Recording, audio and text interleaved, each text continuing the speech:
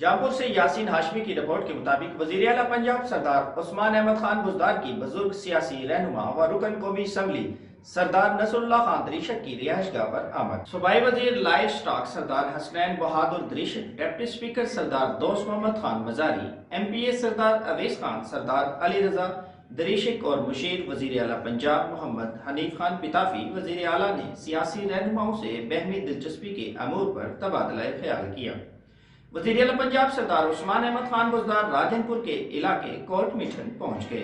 وزیر اعلیٰ کی معروف بزرگ خواجہ غلام فرید رحمت اللہ علیہ کے دربار پر حاضری۔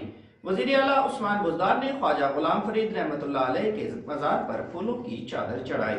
دربار پر فاتح خوانی کی۔ وزیر اعلیٰ نے ملک و قوم کی سلامتی کے لیے دعا کی۔ وزیر اعلیٰ نے دربار خواجہ غلام فرید رحمت اللہ علیہ کی اپ گریڈیشن کے منصوبے کا سنگ بنیاد رکھا۔ انہوں نے مزید کہا کہ دربار خواجہ غلام فرید رحمت اللہ علیہ میں زائرین کے لیے سہولتوں کی فراہمی پر 7 کروڑ روپے خرچ کیے جائیں گے۔ انہوں نے ہدایات جاری کی کہ دربار خواجہ غلام فرید رحمت اللہ علیہ کی تعمیر و بحالی کے پروجیکٹ کو جلد از جلد مکمل کیا جائے۔ وزیر اعلیٰ کو دربار خواجہ غلام فرید رحمت اللہ علیہ کے اپ گریڈیشن کے منصوبے کے بارے میں بریفنگ دی گئی۔ وزیر اعلیٰ عثمان بزدار نے دربار خواجہ غلام فرید رحمت اللہ علیہ کی اپ گریڈیشن پروجیکٹ کے کاموں کا معائنہ کیا۔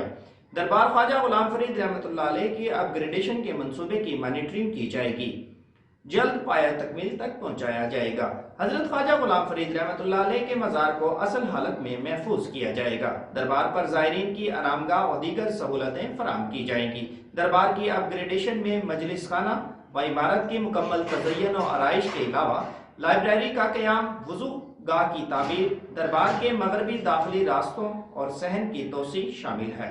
خواجہ غلام فرید رحمت اللہ علیہ نے امن اور سلامتی کے پیغام کو پھیلایا۔ موجودہ صورتحال میں خواجہ غلام فرید رحمت اللہ علیہ کے پیغام کو پھیلانے کی ضرورت پہلے سے کہیں زیادہ ہے۔ بزرگان دین نے اپنے کردار اور اخلاق سے لوگوں کو متاثر کیا اور بھائی چارے کا درس دیا۔ مزید خبروں اور اپ ڈیٹ کے لیے دیکھتے رہیں آر نیوز، بیل آئیکن کا بٹن دبانا نہ بھولیے گا۔